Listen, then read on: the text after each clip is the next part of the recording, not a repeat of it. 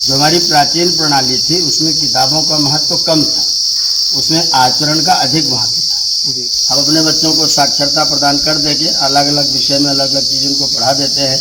आचरण क्या है, संस्कार क्या है, हमारी व्यवस्थाएं क्या हैं, हमारे माता पिता, हमारे ऋषि मुनि, हमारे गुरुजन, हमारे आचार्यगण, उनका सम्मान, उनका शिष्टाचार, ये सारी व्यवस्थाएं आज की शिक्षा नीति से बिल्कुल ही गायब है।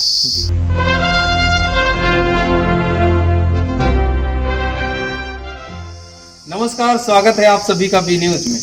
खबर खास है कि इस स्पेशल एपिसोड में हम लोग मौजूद हैं धनपतगंज क्षेत्र के अंतर्गत आने वाले गुरुकुल आश्रम में, और हमारे साथ यहाँ पर उपस्थित हैं आश्रम के आचार्य जी, जिनसे हम सबसे पहले तो आश्रम के बारे में और आश्रम में किस तरह से जो छात्र हैं, जो यहाँ के पढ़ने वाले मेधावी छात्र यहाँ से निकलते हैं, वो किस तरह से यहाँ पर आते हैं, उनके बारे में हम यहाँ पर जानना चाहेंगे। तो सबसे पहले बी न्यूज में हम आपका सर स्वागत करते हैं जी, धन्यवाद। और कब इसकी स्थापना हुई है, इसके बारे में आप बताइएगा। ये आश्रम 5 सितंबर सन 2006 को स्थापित हुआ है। उस दिन इसकी स्थापना यहाँ के क्षेत्र के विधायक थे चंद्रभद्र सिंह जी, उन्होंने यज्ञ करके इसका उद्घाटन किया था। और उस समय से यह विद्यालय आज 15 वर्ष पूर्ण कर चुका है और 16वें वर्ष में प्रवेश कर चुका है। ये विद्यालय यहाँ पर पिछले 15 वर्षों से चल रहा है जी। और पिछले 15 वर्षों से प्राचीनतम शिक्षा के क्षेत्र में यह विद्यालय अग्रणी भूमिका निभा रहा है, और यहाँ पर प्राचीन पद्धति से सुनने में आया है कि शिक्षा दी जाती है। एक सबसे बड़ा सवाल रहा है आधुनिकतम युग के लिए कि जो वर्तमान की शिक्षा नीति है वह सही है या जो पुरानी शिक्षा नीति थी वह सही है। वर्तमान शिक्षा नीति में संस्कारों का ह्रास देखने को मिल रहा है। वर्तमान शिक्षा नीति में जो नैतिक मूल्य हैं उनका ह्रास होते दिख रहा है। इस पर आप क्या कहेंगे? वर्तमान की जो शिक्षा व्यवस्था है वो मेरे विचार से तो शिक्षा व्यवस्था है नहीं, वो वास्तव में साक्षरता व्यवस्था है जी। वो हमारे बच्चों को साक्षर करती है, किताबें पढ़ाती है, किताबी ज्ञान प्रदान करती है जी। जो हमारी प्राचीन प्रणाली थी उसमें किताबों का महत्व कम था, उसमें आचरण का अधिक महत्व था जी। हमारे यहाँ संदेश था आचारः परमो धर्मः, जो आचरण है वो परम धर्म है।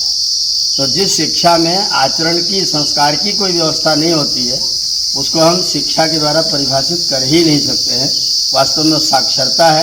हम अपने बच्चों को साक्षरता प्रदान कर देके अलग अलग विषय में अलग अलग चीज़ों को पढ़ा देते हैं। आचरण क्या है, संस्कार क्या है, हमारी व्यवस्थाएं क्या हैं, हमारे माता पिता, हमारे ऋषि मुनि, हमारे गुरुजन, हमारे आचार्यगण, उनका सम्मान, उनका शिष्टाचार, ये सारी व्यवस्थाएं आज की शिक्षा नीति से बिल्कुल ही गायब है जी।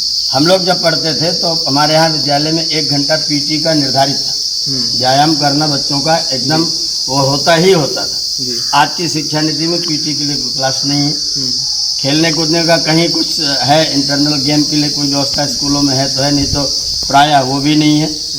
5-6 घंटे के लिए बच्चे स्कूल जाते हैं, आचार्य के पास में रहते हैं, और उन 5-6 घंटों के बाद बाकी की जो 18 घंटे होते हैं वो बच्चे उस समाज में जा कर के रहते हैं जिस समाज में संस्कार का पूरी तरह से ह्रास हुआ है। तो बच्चों के ऊपर जो 18 घंटे का प्रभाव है वो 6 घंटे के प्रभाव के सामने वो बहुत आगे बढ़ता है, और वो 6 घंटे का किताबी ज्ञान का प्रभाव बच्चों को कुछ बना नहीं पाता है, इसलिए सारा का सारा ह्रास दिखाई पड़ रहा है जी। यह आश्रम देखा जाए हर एक चीज़ को चलाने में कुछ अर्थव्यवस्था की जरूरत पड़ती है, कुछ पैसे लगते हैं, पूंजी लगती है। तो यह आश्रम किसी संस्था से अटैच है, कहीं से इसकी फंडिंग होती है, या किस प्रकार से यहाँ की सेवाएं संचालित हो रही हैं, इसके बारे में बताइएगा। इस आश्रम में सरकार की ओर से किसी प्रकार की कोई फंडिंग आज तक 1 पैसे की भी नहीं हुई है। इसमें जो अर्थ की व्यवस्था होती है वो पूरी तरह से समाज पर आधारित है। मेरा अपना व्यक्तिगत परिचय है, पूरे भारतवर्ष में मैं सारे प्रांतों में आता जाता हूँ, तो जहाँ भी जाता हूँ जिनको मैं अपनी शिक्षा के बारे में बताता हूँ, गुरुकुल के बारे में बताता हूँ, वे लोग इसके लिए, वेद के ज्ञान के लिए, ऋषियों के ज्ञान के लिए, इस यज्ञ की परंपरा के लिए, गौ माता के लिए जो लोगों का सहयोग होता है, पूरी फंडिंग लोगों के सहयोग से, दान से होती है। बच्चों के अभिभावकों से हम थोड़ा सा कुछ शुल्क लेते हैं उनके भोजन आदि की व्यवस्था के लिए, और बाकी सारा का सारा व्यय हम दान के माध्यम से ही करते हैं। और पूरी तरह से यह गुरुकुल समाज के द्वारा दिए गए दान पर ही आश्रित है। सरकार की ओर से यहाँ के लिए कोई फंडिंग अभी तक नहीं ली गई है। अच्छा, तो सरकार से मदद पाने के लिए आपने कभी कोई ऐसी कोई पहल चलाई? प्रयास भी नहीं किया है हमने अभी तक कोई प्रयास भी नहीं किया उस तरह का कि हमें सरकार कुछ सहयोग करे, क्योंकि सरकार जब सहयोग करती है तो सरकार की जो अपने तंत्र है उस तंत्र को यहाँ लाके लागू करती है। हम सब लोग जानते हैं जिस तरह का तंत्र चल रहा है। सरकार मिड डे मील चलाती है, उस मिड डे मील की क्या स्थिति है हम सब लोग अच्छे तरीके से जानते हैं।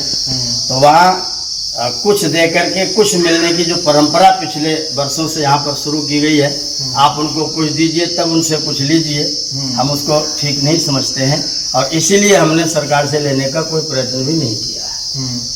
बिना किसी सरकारी धन के यहाँ पर शिक्षाएं संचालित हो रही हैं। यहाँ पर जो भी छात्र यहाँ पर रहते हैं उनके रहने की भी व्यवस्था यहाँ पर हो, पूरी तरह आवासीय विद्यालय है ये।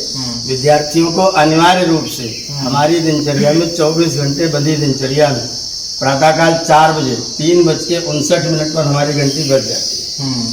4 बजे हर विद्यार्थी को बिस्तर छोड़ देना अनिवार्य होता है।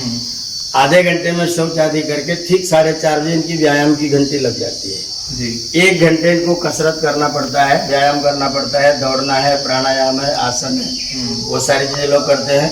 उसके बाद में अपने कमरों की सफाई करते हैं और फिर स्नान आदि करके ठीक 6 बजे ये लोग यहाँ पर यज्ञशाला में संध्या और यज्ञ करने के लिए उपस्थित हो जाते हैं। 1 घंटे लोग संध्या यज्ञ करते हैं, उसके बाद में जलपान करते हैं और जलपान के बाद फिर 12 बजे तक पढ़ाई विद्यालय चलता है। 12 बजे दोपहर का भोजन होता है और 1-1.5 घंटे विश्राम करके 2 बजे से फिर 4 बजे तक फिर विद्यालय लगता है। 4 बजे के बाद 1 घंटे ये लोग आश्रम की सफाई इत्यादि के लिए श्रमदान करते हैं और उसके बाद फिर थोड़ी देर इनका 1 घंटा खेलने का टाइम होता है। 5 से 6 लोग खेलते हैं और सायंकाल 6 से 7 फिर से संध्यावन 1 घंटे का इनको ईश्वरोपासना करने का अवसर होता है। उसके बाद 1-1.5 घंटा अपना होमवर्क करने का समय होता है। 8:30 बजे रात्रि का भोजन करते हैं और उसके बाद में भोजन करके 15 मिनट भ्रमण करते हैं। भ्रमण करके रात्रि की प्रार्थना करते हैं और ठीक 9:30 बजे सबको सोने की छुट्टी दे दी जाती है। तो 9:30 बजे से 4 बजे तक एकदम ये लोग शयन करेंगे और उसके बीच में जो सारा का सारा समय है वो पूरी तरह से नियमबद्ध दिनचर्या में लोग अपने जीवन को व्यतीत करते हैं और अपने आप को राष्ट्र की सेवा के लिए, समाज की सेवा के लिए तैयार करते हैं।